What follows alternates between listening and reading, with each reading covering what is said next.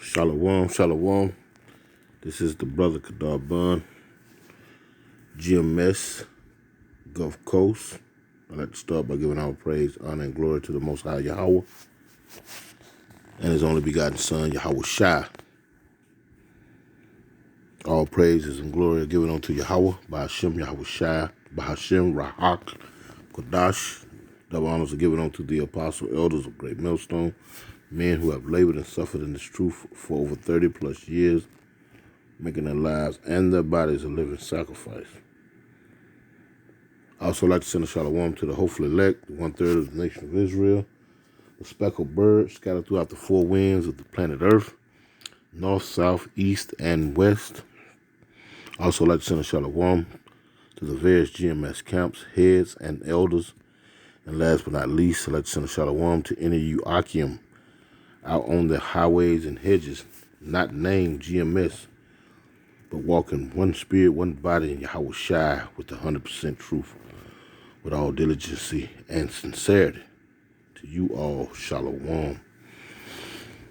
First and foremost, Lord willing, this be edifying. Second of all, I'm going to play about maybe 2-3 minutes tops of this clip right here. As you can see, Principles for Dealing with the Changing World Order by Ray DeLio.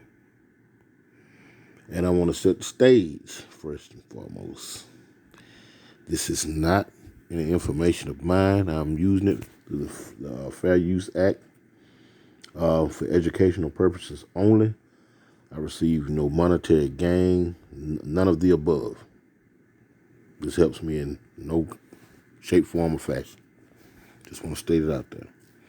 Now, having said that, there's a lot that's going on planet Earth at this particular time. Prophecies are being acted out minute by minute, second by second, hour by hour. You pick time, and it's being done. And now going into that, there are reasons why these actions are being taken that we see, dealing with the U.S., NATO, Russia, and Russia allies, and the U.S., NATO, and their allies.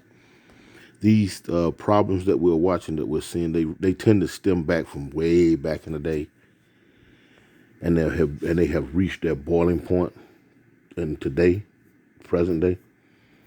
But nevertheless, they have had these skirmishes over time and time again in the past, and they've all reached the same conclusion. Whenever they have an in-house fight, it's all because of their wicked dealings with one another. There was an old TV show back in the day called Happy Days, and as America and the so-called white race is concerned, which biblically is known as Esau Edom, those happy days are over. Yes, they have finally reached the end of their tenure. And we're just going to step back into the past and look at some of the things that have led us to this point. Though we know first and foremost, it is prophesied by the scriptures, by the Most High Yahweh, by Hashem Yahweh Shai, first and foremost. And it's written in the scriptures. We take nothing from the Most High and his works, things that he have deemed to be. But going on a lower tier stance of the understanding, these things have to do with tangible things as well, money, finances, power, wealth, greed. And in the end, the house of cards get blown down. And that's basically what's going to happen to this place.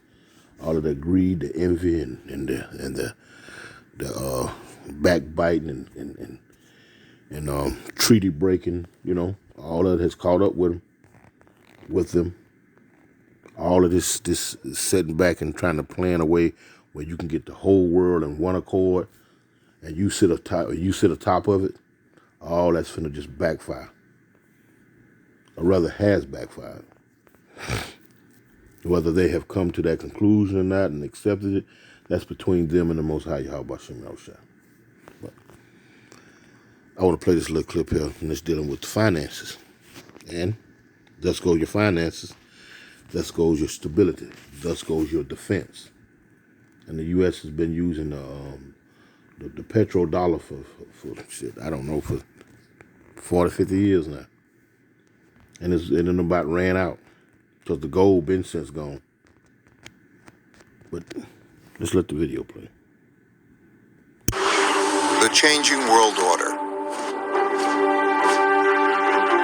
The times ahead will be radically different from those that we've experienced in our lifetimes, though similar to many times before.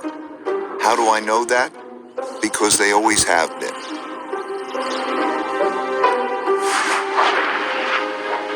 Over my roughly 50 years of global macroeconomic investing, I've learned the hard way that the most important events that surprised me did so because they never happened in my lifetime.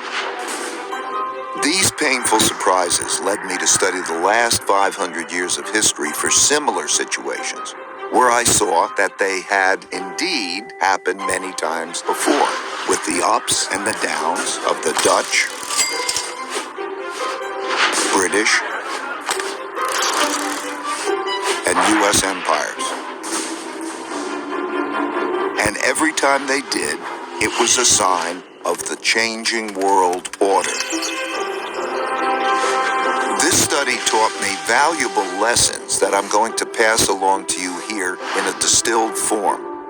You can find the comprehensive version in my book, Principles for Dealing with the Changing World Order. Let me begin with a story that brought me to this point, about how I learned to anticipate the future by studying the past.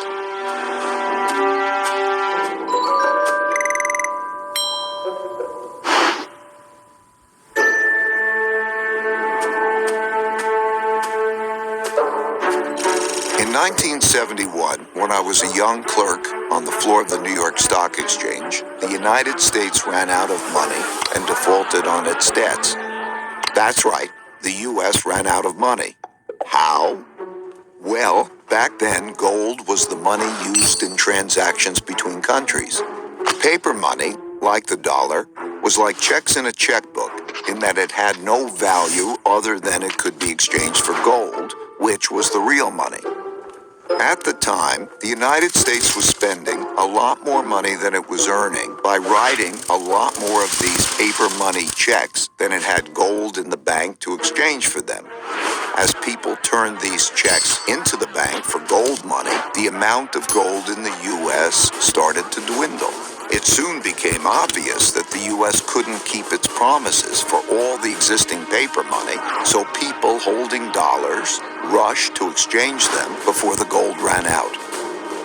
Recognizing that the U.S. was going to run out of real money, on Sunday evening, August 15th, President Nixon went on television to tell the world that the U.S. was breaking its promise to let people exchange their dollars for gold.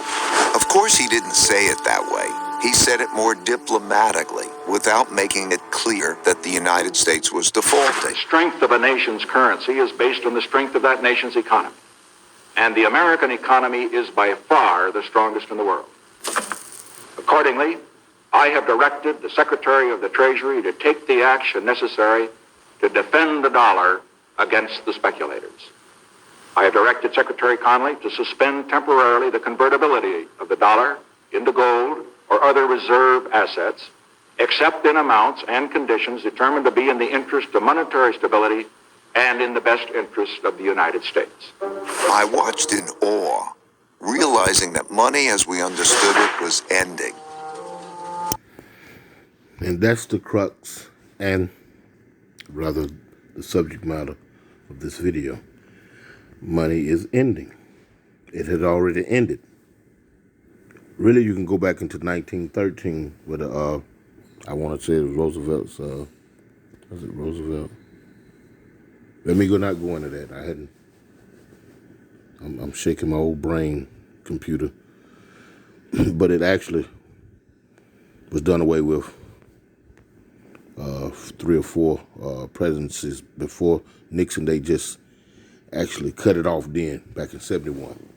and you've been running on this fiat currency. And so it gave you that example of how money just stood in the. It was just a check written for in the place, like you go to the grocery store now and you write a check for your groceries or for whatever you buy and purchase and whatnot. And they hold a check and they turn it in at the end of the business week or the end of the day, however they do it, the businesses do it. And they exchange the check for that amount of money that's in the bank. And that money is supposed to be gold. So as you see, these countries have been buying up the debt of the U.S. And once they figured out that the U.S. didn't have any gold, so to speak, they started making a bank run. And that's probably more than likely what's going to happen.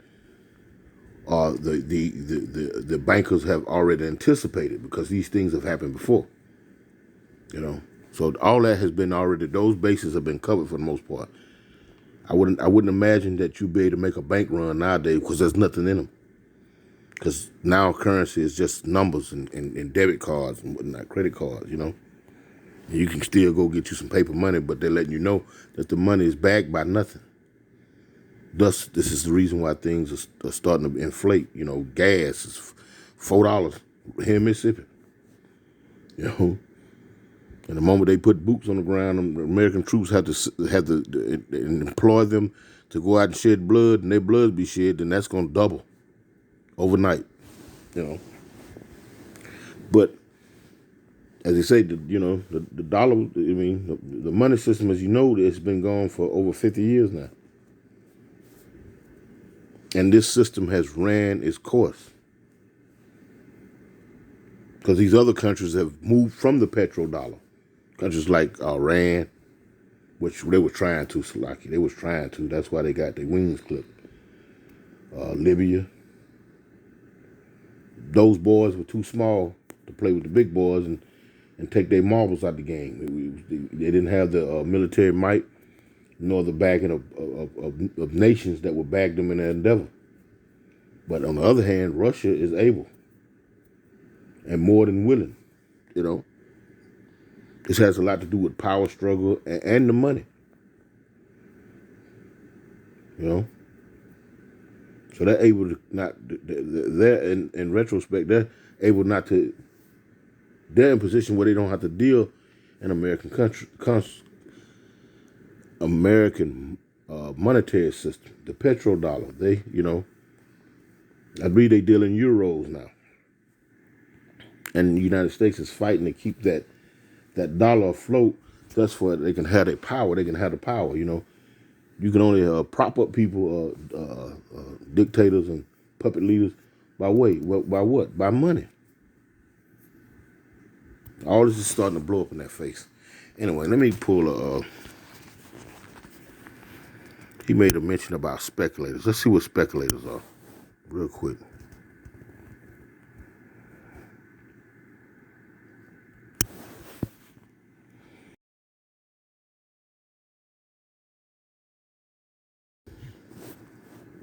Here's the definition of speculator. A person who invests in stocks, property, or other ventures in the hope of making a profit.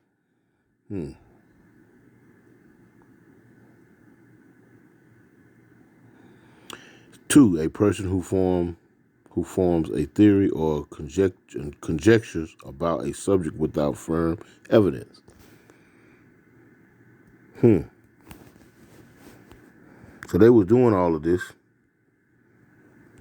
because they were looking to make a quick penny. And finance speculation is the purchase of an asset with the hope that it will become more valuable in the near future.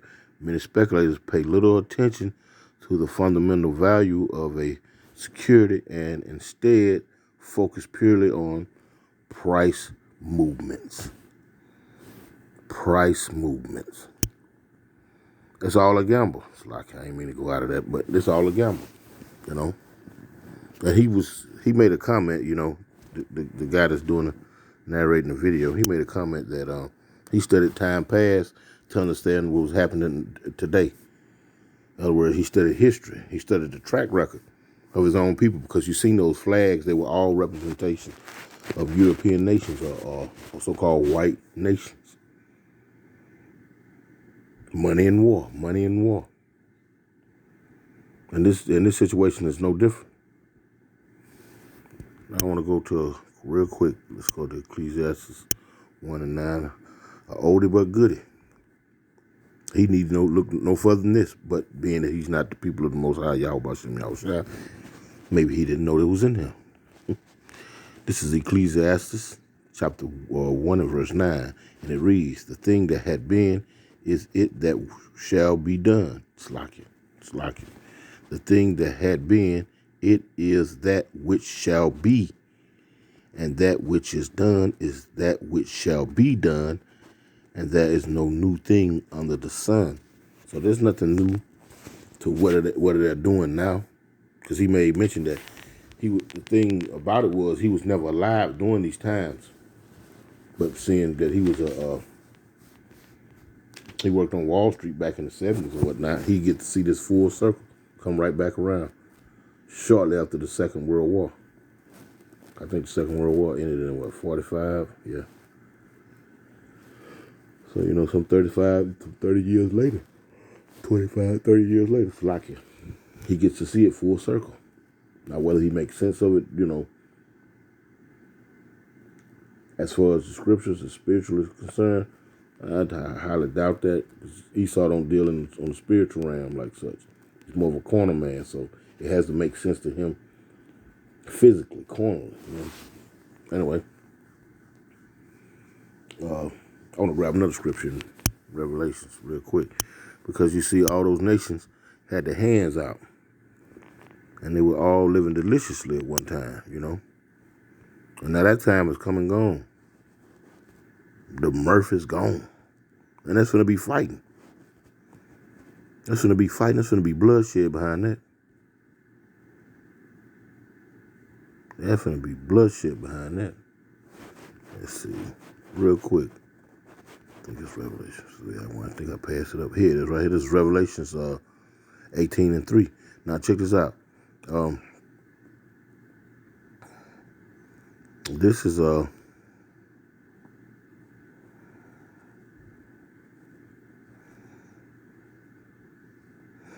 gonna start at the top right here.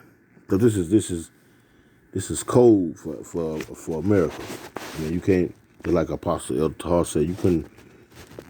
The Lord was strategic in how he had things worded, because if Esau Edom knew that, or put it like this, if it was blatantly written in the scriptures that this was America, then this would be banned. You wouldn't even we couldn't bring none of this out. You understand? But it's dealing with America. This is dealing with the place in which we live today, over here in the Western Hemisphere, a place they call the United States of America. All those nations had their hands out, and they was all taking part in getting fat and getting rich, And they was all taking part of the biggest Ponzi scheme the world has ever known, and that's the U.S. economy. Anyway, Revelations 18:1, and it says, "After these things I saw another angel come down from heaven, having great power, and the earth was lightened with his glory. And he cried mightily with a strong voice, saying, Babylon the great is fallen, and is become the habitation of devils, and the hold of every foul spirit, and a cage of every unclean and hateful bird." And that's what this place is going to be in the end. A place where desert creatures going to roam. Because ain't nothing going to grow here. It's going to be one big old giant sand pit. Verse 3, this is the point though. It says, "For all nations have drunk of the wine of the wrath of her fornication." They've all dealt in democracy in some way or another. They sell out their own people and let them, and they set up puppet leaders, and the U.S. come over in their country and rape them of their resources and all the things that they can profit from, and don't nobody see some dollars but the one who done sold out his countrymen.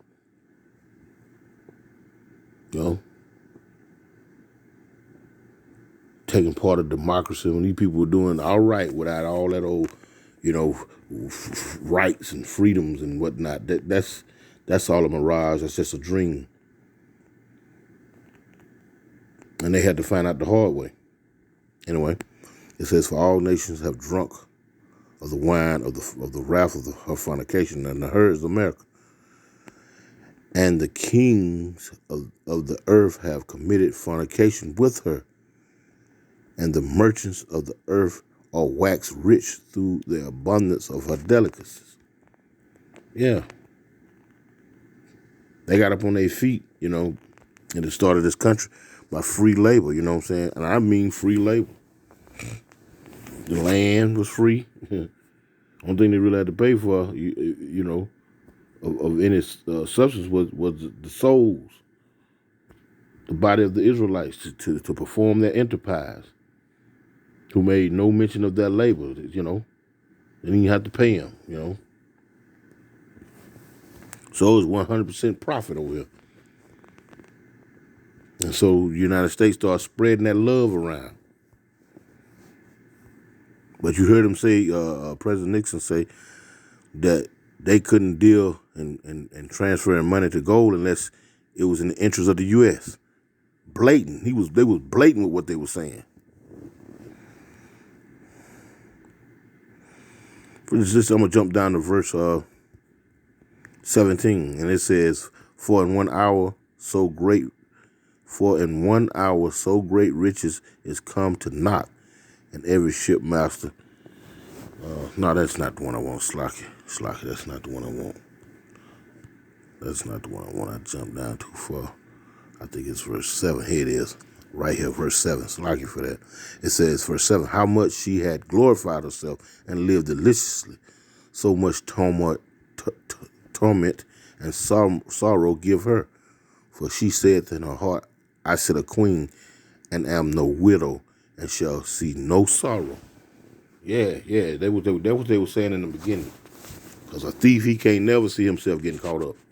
A murderer, they do these things on a precognization that they're not gonna never get caught up. You understand? Because if they didn't, why would they commit the act in the first place? No murderer, no thief, no robber, no vile person does things, and then in the end, they feel as though they're going to get caught. They always think they're smarter than everyone around them. And so goes these people who rule the world.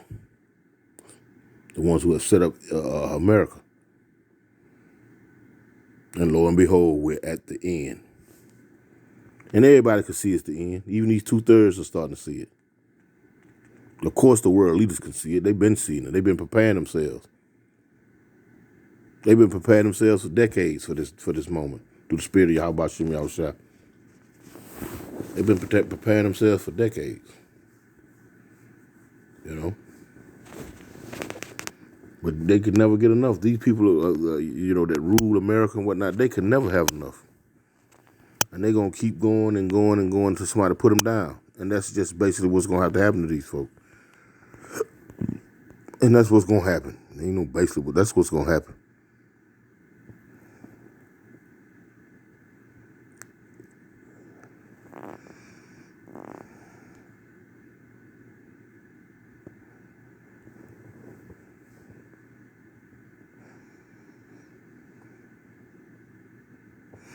This is Proverbs 30 and 13, and it's going into these people. I'm going to start at 13.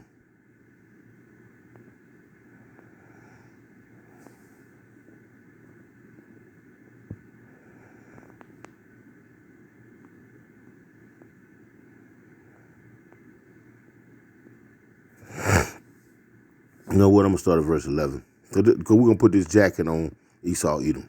He picked up this book and pretended to be the people of the book. We're going to put this jacket on him. We're going to dress him up like Michael Jackson. This is Proverbs 30 and 11. It reads, there is a generation that curseth their father and doeth not bless their mother. They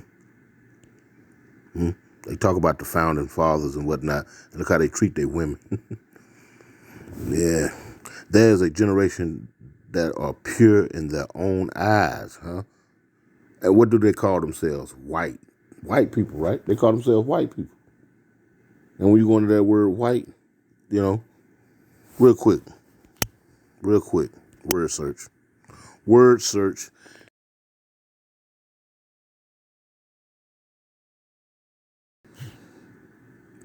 Here's the definition of white, of the color of milk or fresh snow, due to the reflection of most wavelengths of visible light, the opposite of black. Opposite of black. Yeah, we're going to peel through your onion layers, Esau. Try to put it up there like, the color of milk or fresh snow due to the reflection of most wavelengths of visible light, the opposite of black. You see what I'm saying? That is not the definition we're looking for. It says belonging to or denoting a human group having light-colored skin, chiefly used as people of European extraction, a white farming community, Caucasian, European, see, similar, a visible pale part of the eyeball, right? But let's see. True meaning of white. Let's see what this say. True meaning of white. It's inherited positive color is associated with purity. That's what we're looking for. See, his lies are like an onion. You got to peel back the layers. You know what I'm talking about? And if you don't have the persistence of the spirit that the Lord put on you, you'll just take that first one and run with it. No, this is what we're looking for. Right here it says white and inherently positive color. Positive color. Positive.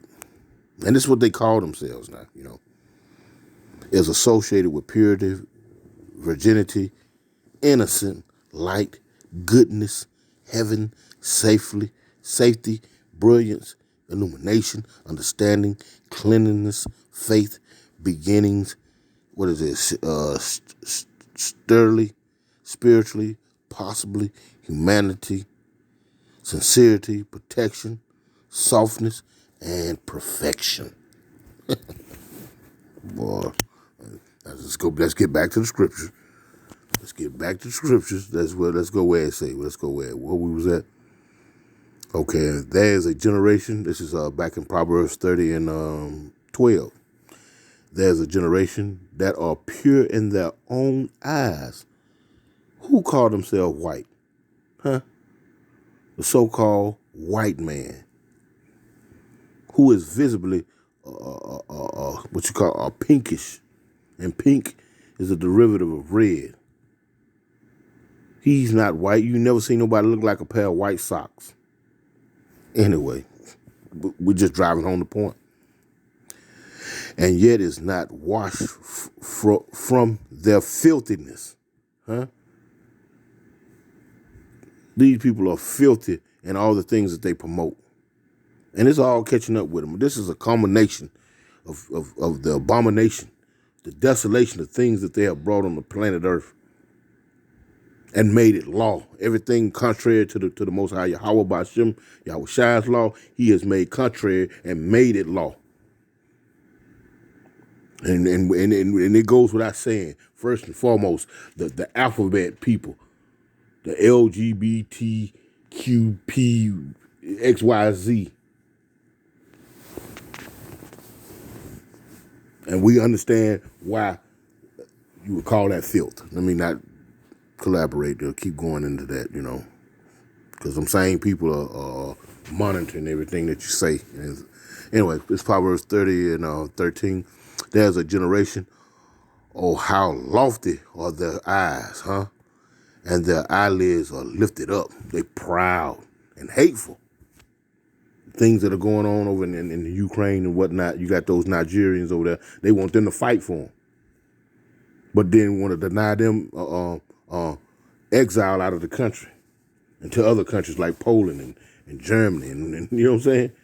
These low-level humans, these low-level beings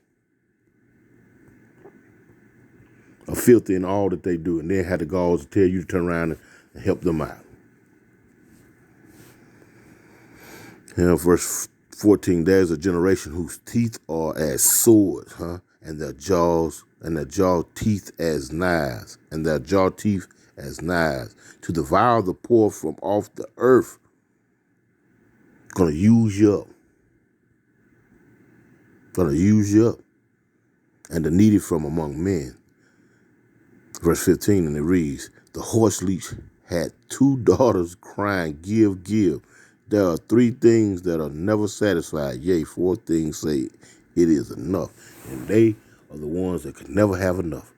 They done use this monetary system up to the point where the implementation of Revelations 13, verses 15 through 18, that's a real that's something real that's coming down the pipe real soon. The forced implementation of it. Because it was written. And all of these prophecies are going to come to pass. All of these prophecies are going to come to pass. Yep. I want to read a couple more because dealing with this man just can never have enough, you know. Let's see. This is Ecclesiastes. Let's see if this is a good one real quick. This is Ecclesiastes 2:11. It reads, then I looked on all the works that my hands had wrought, and on the labor that I had labored to do, and behold, as was vanity and vexation of spirit, and there was no profit under the sun, you know. And I said that, I brought that out to say this right here, because because the things that we do to try to get ahead in this place is in vain. It's useless. You know, you cop a deal to get with a record label. You cop a deal to get on a basketball team or a football team, or land a contract with one of these big promoters. And, say you're an MMA or fighter. You dig what I'm saying? It's all in vain. It's all in vain. The money is no good. The country is set on a course to get erased. The Lord has set into effect the prophecies of Ezekiel 38. You understand? He set these things into effect. The prophecies of Revelation are being acted out and damn near fulfilled. These things are vain to even be considered. Let me see if I can find another one here just to drive it on. Even be considering vacation time here.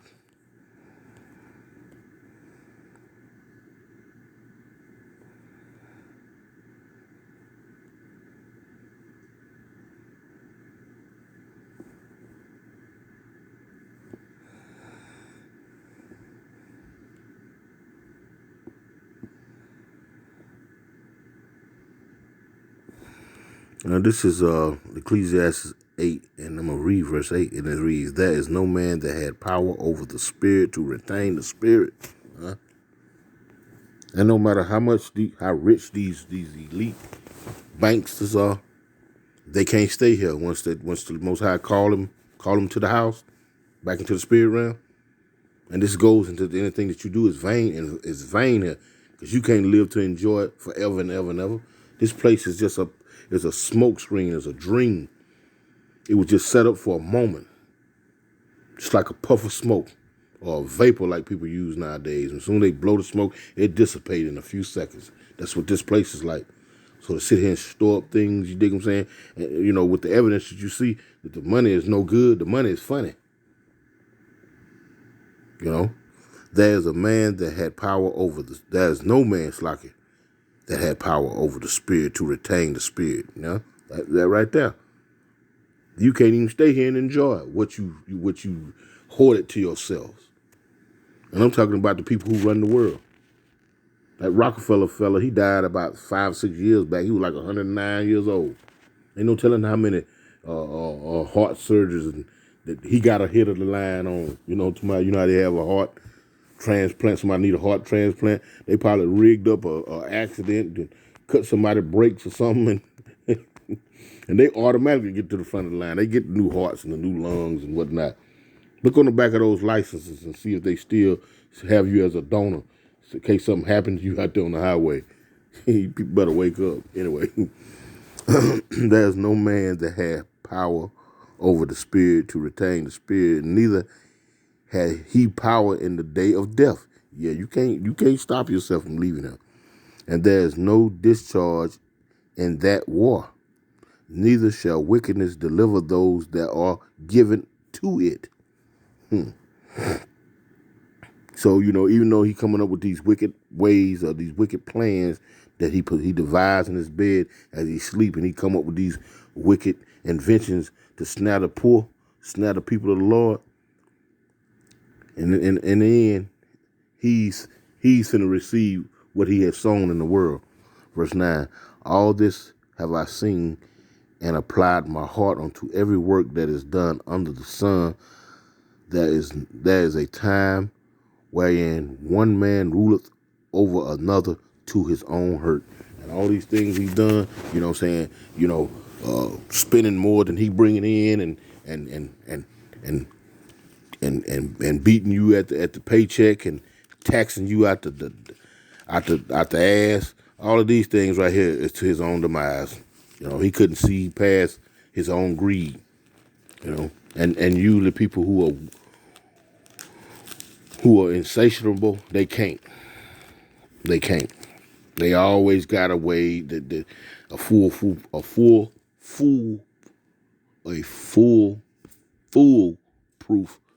way of getting that way. And in the end, they're serving a higher power. Anyway, the money is funny.